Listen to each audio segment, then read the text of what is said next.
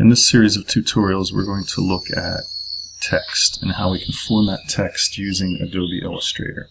You probably formatted text in Word and done some things that are probably pretty cool, but PowerPoint and Word hold nothing to Adobe Illustrator. You can do some text formatting in Photoshop, but this, if you're going to do something really creative, is probably the best way to go. So in our last lesson, we looked at graphic styles and how to create these. And in this lesson, we're going to look at all kinds of things. So here we've got a text box, and you'll notice this blue line here. This blue line means that the text is flowing from here down into here. Okay. You'll also notice that this is a two-column layout. This box is what's called justified text, which means that the text is justified. So in Illustrator, we have a paragraph palette, which is usually linked to your character palette. Usually these things come hand in hand. You'll notice down here there's a hyphenate box. It is not checked. There's a reason for that. Okay, this is the symbol for justifying all lines. You'll see that that is checked here. Now if we click down here, this box is set for what we call a ragged edge. This is a left justified text box, and we're using a variety of fonts. You'll also notice that down here we have text on a path. So there's a lot of different things that we can do with text. We're going to work with a very retro style because in our next project that we're going to work on, we've already got some assets that are set up in that retro style, and we want to continue with that look. So as part of this exercise, what I'd like for you to do is to find lyrics to a song or maybe a poem that you can format in a way that will look like this. So we're going to create this on a letter size page, and we are going to use justifications. We're going to use kerning, tracking. We're going to use type on a path. I'll show you how you can change the case of your text so you can make it all caps or all lowercase or whatever without even having to retype things. And we'll look at all of these things as we go through the next tutorial. The very first thing you're going to need to do is to find your song lyrics. So here I've got my lyrics. I'm going to copy them. Okay.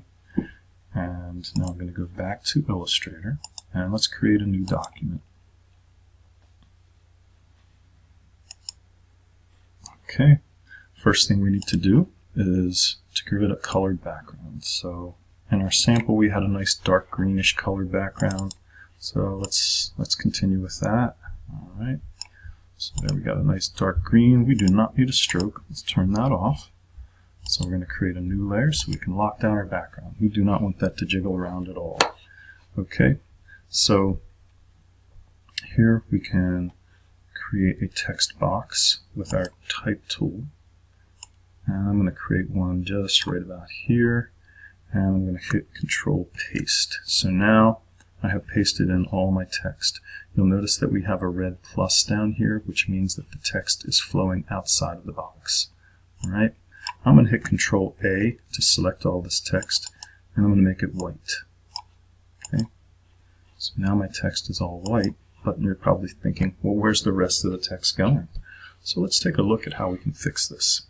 So I can draw another text box, or a box, actually, and if I hit Control U, let's hit Control U again, make sure this is on. There we go. So now this will snap right into place with the other text boxes. All right, and I can click over here. I'm going to click with my white arrow and oops, this is a hair trigger here. See how the cursor now has changed to something a little bit different? We can flow that down into here. Okay. Thanks to the internet source, we've got some crazy spacings in there, but that's okay. So things are moving along.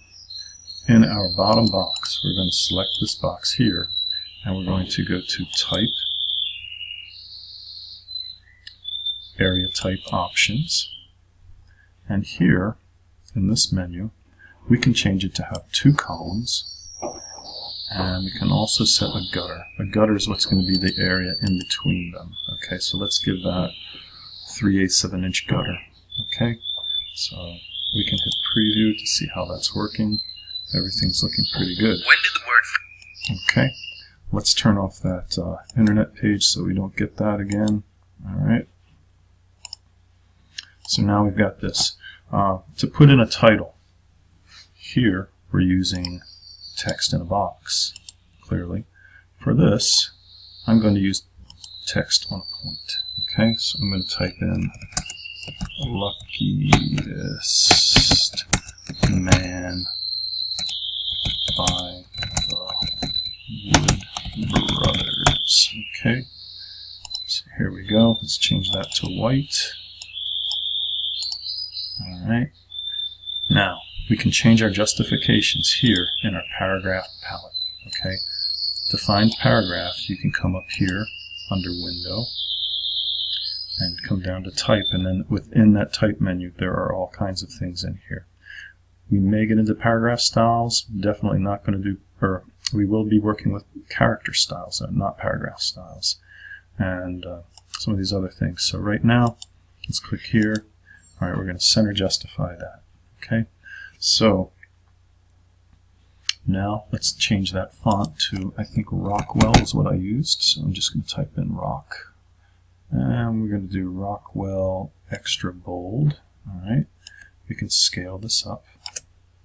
Okay, and I'm going to correct my spelling. The luckiest man.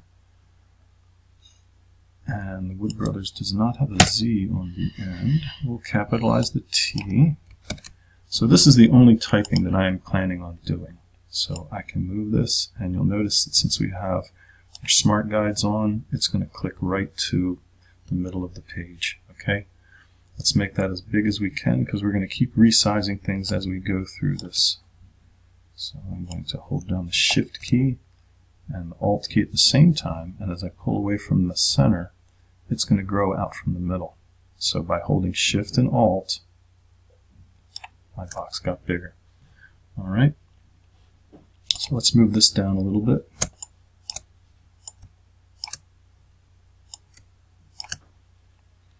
And we can minimize that window. Actually, let's pull this down into here. We'll dock that in with characters. Okay, so let's take a look here at what we can do to make this a little bit more interesting. Since you probably have already set up a text style in the previous exercise, we can copy that. So I'm going to hit copy, and then I'm going to come back over to here, and I'm going to paste that. And we did not get the style. So let's go back and grab that style. So here, I'm going to create a box, and we're going to go to Window, Graphic Styles. We're going to create a style for this. And now I'm going to apply that style to this box, and now I'm going to copy that box, paste it in over here, and now I have the style. Okay, so if you haven't created that style in the previous exercise, you'll need to figure that one out so that we can just keep moving on this. Okay, but for right now, we have a style, and I can apply that style to my text. So now we have nice big looking retro letters. Let's zoom in and take a look and see how that looks. Alright, everything's looking okay. I'm going to zoom back out. So now we have our first box and we have our second box. Let's move this down a wee bit so they're not overlapping. Alright, we have some extra carriage returns in here from the internet formatted text. You definitely get what you pay for when you come to the internet. So I'm just hitting delete to try and get these text spacings even. Alright, and this is my chorus here, or my verse, or whatever you want to call that, and that's, I'm going to put that in the next box. I'm going to have this text here very big. So in this box, in this palette over here, we can use the character menu. So here we have a lot of different controls. This is your point size here. Alright, this is going to control your leading. The leading is the space in between your lines of text. So if I increase this leading or decrease it, you'll see that the spacing is increasing. I can set this to auto, and it will all snap back. Okay, this is going to be tracking, which will change the space that your whole amount of text will take up. This is your horizontal scale, which is very similar to your tracking. Okay, and then if we wanted to adjust the tracking, we can also hit the Alt key and the right or the left arrow, which is very useful. Okay, if we wanted to increase or decrease the leading, we can hold down the Alt key and hit the up or the down arrow. Okay, so doing okay here. We're probably going to want to set this back to auto here for our leading so that when we increase the type size, everything will work well. Alright, so I'm going to increase my text to, let's start off with 18. That's coming along pretty well. Let's make it a little bit bigger, 21 points. Okay, so here you'll notice that we have a hyphenation. We do not want hyphenation. The place you can fix that is here in the paragraph palette tab. I'm going to click hyphenate, and now that's off. So let's make sure we get that for this other box down here, because that does not necessarily change it for that box. Okay, so now we've got no hyphenated text. We've got things pasted in here. Things are working pretty well. Alright, so let's save this file, and I'll come back in the next video and we'll start messing with some fonts and things like that.